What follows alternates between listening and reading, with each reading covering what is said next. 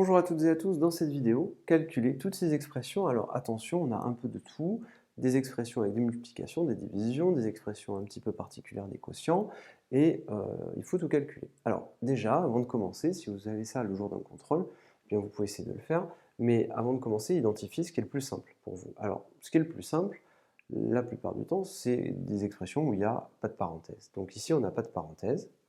On va commencer par le B.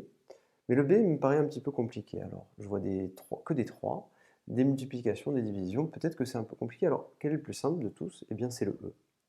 Pourquoi? On a des additions, des soustractions, mais une multiplication. On se rappelle qu'il faut effectuer la multiplication en premier.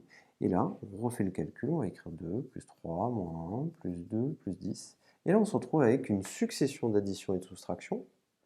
Donc, on les effectue de la gauche vers la droite. 2 plus 3, 5, moins 1, 4, plus 2, 6, plus 10, 16. Sans difficulté. Donc le plus facile de tout, c'était le E.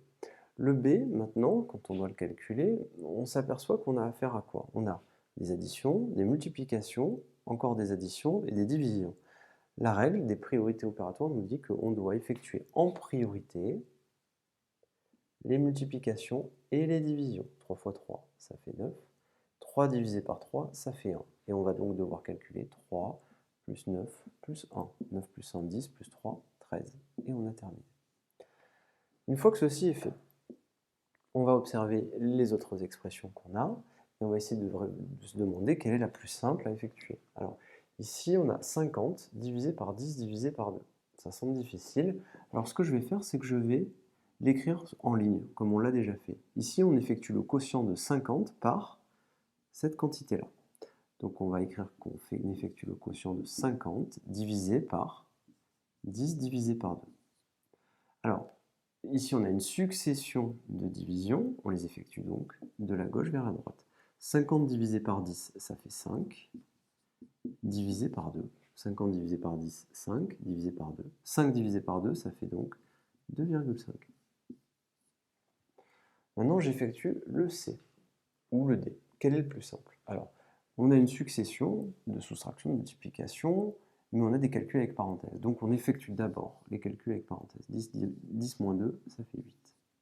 100 plus 1, ça fait 101. Une fois que ceci est fait, on n'a juste à tout recopier.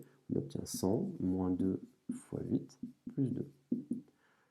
Une fois que ceci est fait, on recopie aussi pour le D, 1000 plus 2 fois 101. Effectuons quelques calculs. Ici, on a une succession de soustraction, de multiplication, d'addition. On va calculer d'abord les produits. 2 fois 8, 16. 2 fois 101, ça fait 202. Il nous reste à calculer quoi? Eh bien, on va faire tous les calculs ici. On va écrire 100 moins 16 plus 2. On a une succession de soustraction, de multiplication, d'addition, pardon. Pareil ici, on a 1000 plus 2 fois 101, ça fait 202. Eh bien, on fait notre calcul maintenant. 1000 moins 16, ça fait 84, plus 2, ça fait 86. Pareil ici, 1000 plus 202, ça fait 1202. Et le résultat est celui-ci, donc 1000 plus 202, 1202. Donc le jour du contrôle, essayez de regarder les calculs qui sont les plus simples à faire. L'exercice qu'on a fait ici est un exercice de synthèse qui vous permet vraiment de tout maîtriser. Si vous maîtrisez ça, vous maîtrisez tout. Je vous remercie et à bientôt.